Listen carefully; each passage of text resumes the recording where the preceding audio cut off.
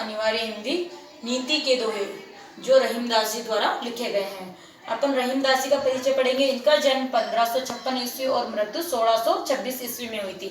इनका पूरा नाम अब्दुल रहीम खान खाना था। इनके पिता का नाम बैरम खां था, जो हुमायूं की मृत्यु के बाद अकबर के संरक्षक बने थे।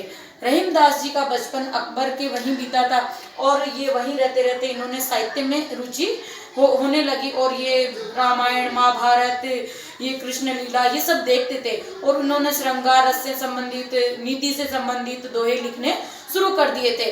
इसके अलावा इन्होंने दोहावली लिखी थी, मदनाष्टक, ये सब इन्होंने बेरवे रामायण, रास पंचाध्यायी, ये सब इन्होंने रचनाएं लिखी थी वहीं रहते रहते। और फिर इन्होंने इस नीति के दोहों में ऐसे दोहे लिखे जिसमें सज्जनता, पर दुख कातरता, छोटों का महत्व, ये सब बातें इनके इन दोहों के माध्यम से हमें ध्यान में आती है।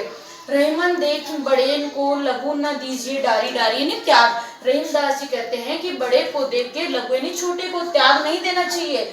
जहाँ काम आवे सुई, कहाँ करे तलवारी। जहाँ सुई काम आती है वो काम तलवार से नहीं निकल सकता। इसीलिए हमेशा छोटे या बड़े सबको महत्व देना चाहिए। एक साधे सब सदे, सब साधे सब जाए। रहीमदास जी कहते हैं कि तुम एक देवता को मनाओ, सब अपने आप मान जाएंगे। तुम अपने इष्ट देव को मनाओ, सब अपने आप मान जाएंगे। किस प्रकार? रहीमन मूली सींच हो, फूले फले अघाय। रहीमदास जी कहते हैं कि अगर तुम जड़ को सींचोगे तो फूल और फल अपने आप ही आ जाएंगे। अर्थात तुम किसी एक इष्ट देव की पूजा करो, सबको मनाने के चक्कर में मत रहो। मतलब सबको मनाने के चक्कर में एक को भी नहीं मना पाओगे। इसलिए उन्होंने कहा कि एकेश्वरवाद, एकेश्वर मतलब एक ईश्वर को मानो। कदली सीप भुजंग, भुजंग यानी सांप। मुख स्वाति, एक गुण 3। स्वाति नक्षत्र जो होता है वो कदली यानी केले, सीप, भुजंग तीनों के मुख में गिरता है, लेकिन अलग अलग बनता है। केले में तो कपूर बन जाता है, सीप में मोती बन जाता है और सांप के मुंह में जाते ही जहर का अमृत बन जाता है। तो वो एक है लेकिन उसके गुण 3 होते हैं। जैसी संगति बैठे कैसो फल दिन, वो जैसे के साथ गिरता है वैसा ही फल देता है। यानी जो व्यक्ति जैसी संगति में रहेगा उसका फल उसको वो वैसा ही बन जाएगा। संगति का असर बताया इन्होंने। फिर इन्होंने चापलूस लोगों के बारे में कहा है, काज परे कुछ और है, काज सरे कुछ और। यानी काम पड़ने पर व्यक्ति कुछ और होता है और काम निकलने के बाद कुछ और हो जाता है। रहीमन भंवरी के भय नदी सिरावत मोर।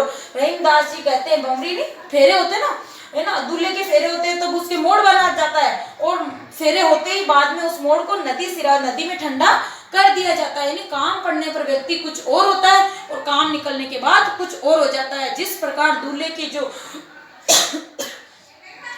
जो मुकुट बांधा जाता है, मोड़ बांधा जाता है, वो फेरे होने के बाद उसको भी अगले दिन नदी में ठंडा कर दिया जाता है। जो रहीम उत्तम प्रकृति का करी सकत कुसंग।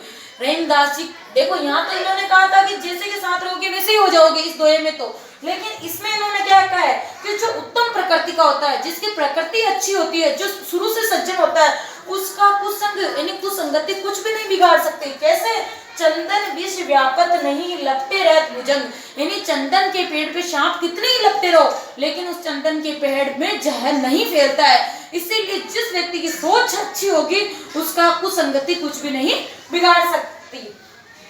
रूठे सूजन को मनाइए, जो रूठे 100 बार। यानी अगर सज्जन व्यक्ति आपसे रूठ जाता है तो उसको 100 बार मनाओ, क्योंकि रहीमदास जी कहते हैं रहीमन फिर कोई टूटे मुक्ता। अगर मोतियों का हाथ टूट जाता है तो उसको बार बार खो देते हैं, उसी प्रकार अगर सज्जन व्यक्ति हमसे रूठ जाता है तो उसको बार बार मना लेना चाहिए, क्योंकि उसकी सज्जनता के गुण हमारे अंदर आ जाते हैं। इस प्रकार रहीमदास जी ने इन 6 दोहों के माध्यम से, अगले दोहे अपन अगले वीडियो में पढ़ेंगे, इन 6 दोहों का आपको क्या करना है, सप्रसंग व्याख्या करनी है।